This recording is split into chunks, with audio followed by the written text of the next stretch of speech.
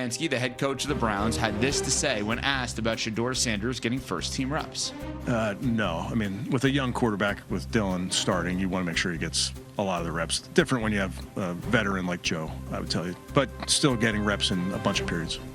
What's interesting is that on a day like today, and if you missed any of the first hour of the show, go back on the podcast here on Unsportsmanlike, presented by Progressive Insurance. We talked a ton about the unbelievable performance by Wemby last night, 40 points, about the Knicks win over the Cavs, opening night kind of in the NBA, as Shaq called it on Inside the NBA here on ESPN Tron, the real opening night. Thursday night football, Lamar coming back to practice, that a backup quarterback in Cleveland who has not played still can make headlines.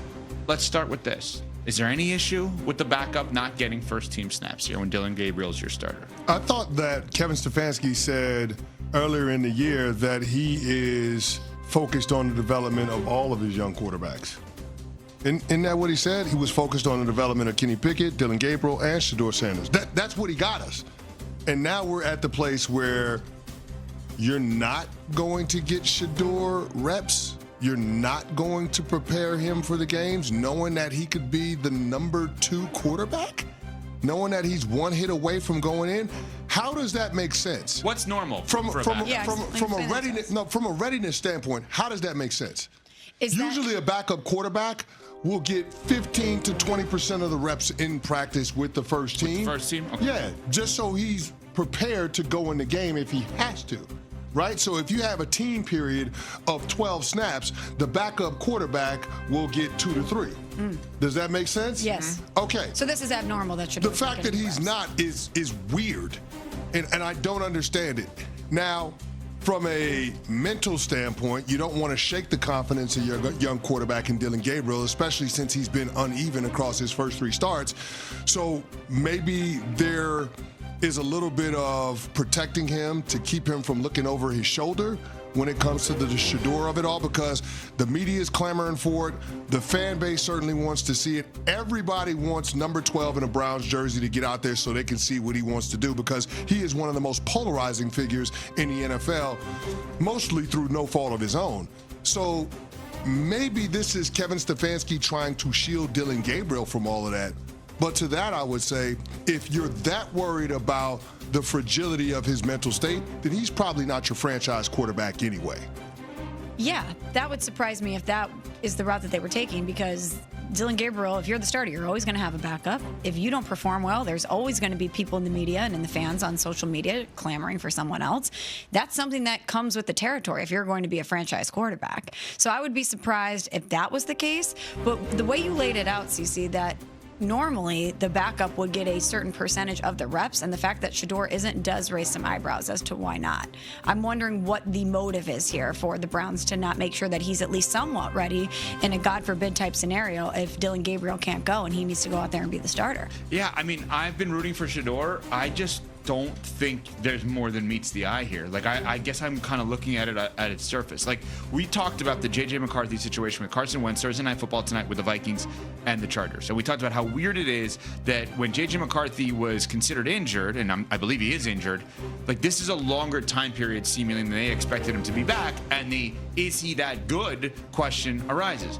I think you have 2 rookie quarterbacks, and the one that's starting has only had 3 games. I don't see that Dillon Gabriel is on the hot seat. I don't see that maybe this is his last start. I don't see that they're going to use the season to get reps for both of them. Every indication is they feel, for better or worse, they feel like Dillon Gabriel gives them the better option now and later, and thus he's the starting quarterback. Now, you could say, well, why do they feel that way? Why don't they like Shedeur more? One was a 3rd-round pick, one was a 5th-round pick. That's usually how it happens. Yeah, but I don't see the conspiracy theory. We have to acknowledge that this is not your typical 5th-round pick. Of course, because forget even the last name, because he was supposed to be a 1st-round pick.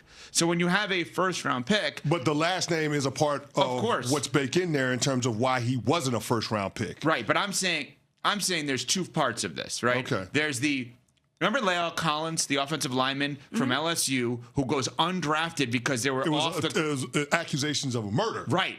Which it was not true at all that he was involved in, right? And so he dropped from literally a 1st-round pick to not drafted at all. That in itself is a story. When you add the last name, it's an even bigger story, in this case, Sanders. But the critics, and I'm not one of Shedeur, but the critics would maybe tell you, Well, maybe he was only a first-round pick in terms of speculation because of the last name.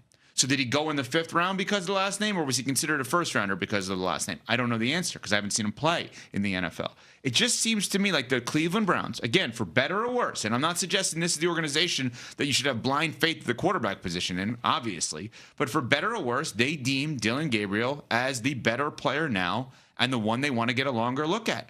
I don't think he's on the clock.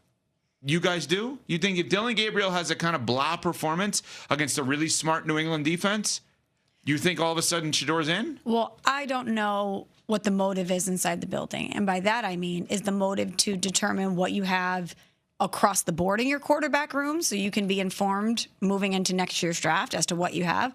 Or is your motive to see what the guy who you drafted first in this quarterback room, obviously Dillon Gabriel taken in the 3rd round, Shedeur in the 5th, is to get enough runway for him to make a very informed decision on him specifically?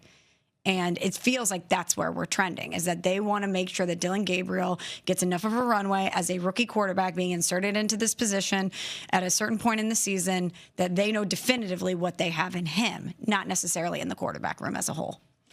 Here's what I'll say. We saw 4 games with Joe Flacco. We're going into the 4th game with Dillon Gabriel. They've got a bye week after that. If Dillon Gabriel doesn't show better than he has in the first 3 outings, then Shedeur Sanders' time needs to be then. They should take the bye week, extra week to prepare to get Shedeur Sanders ready to go into the game.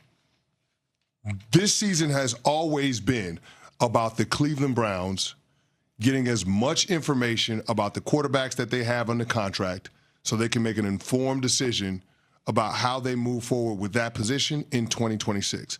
We got to keep in mind, Deshaun Watson is entering the window to return to practice. He's going to be in the mix in the second half of the season. That's insane to me. So that's a November, December proposition. You owe it to yourself through the investment in the draft pick in Shedeur Sanders, and quite frankly, the confidence that you showed in him by being willing to trade away Kenny Pickett, a guy that you gave away a draft pick for earlier this offseason in order to keep him on your active roster. You owe it to yourself to find out what Shedeur Sanders can and cannot do. You absolutely do. And so to me, it is a missed opportunity if they stay the course with Dillon Gabriel after the bye, if Dillon Gabriel doesn't show significant improvement against the New England Patriots this weekend. So let's say you're right about this. What's the point of Dillon Gabriel having ever played? What do you mean? To learn whether or not Dillon Gabriel can play. And you've made the decision after 4 games? Well, I don't think, here's the thing. It's not going to be perfect, Evan. And if you're not a 1st or 2nd round pick, you don't get a ton of opportunities in this league. That's not how this works. Mm-hmm. The higher up you get drafted, the more opportunities, the more runway you get. Mm-hmm. Being a 3rd round pick guarantees you nothing. So then Shedeur gets how many games? Like, because what if he looks like a rookie? Well, Joe Flacco got 4. Dillon Gabriel can get 4. Shedeur Sanders can get 4. And then Deshaun Watson can get 5. And then you see what you got from there. So your assessment of this would end up being a 17-game preseason for the Cleveland Browns for next year. They made that decision when they traded down from the number 2 overall pick. And you think they regret that now? Who was the 2nd quarterback taken off the board? Jackson Dart. And how does he look? Pretty damn good. I don't know that he would have looked that way there. I'm just saying. He looked pretty damn good. You make that trade because you want to recruit some draft capital, and you're still in the same position right now where you don't have a franchise quarterback, and we're talking about Brian Daboll's job maybe being saved because of how good Jackson Dart has been. Fair, but the Browns arguably have had the best draft class of anyone in the NFL this year. But you're never going to win without a quarterback. Draft class is You're never going to win without a quarterback. Of course. The Giants draft class is better. Right. By default. Because it's a quarterback. Correct. Well, because you got the quarterback, you got Abdul Carter, you got Kansas. The Giants draft class is better. Right. So. Yeah. I'm seeing dividends in real time. Understood. But I'm just saying, I think 2 things can be true. The Browns made the decision to not have the quarterback this year.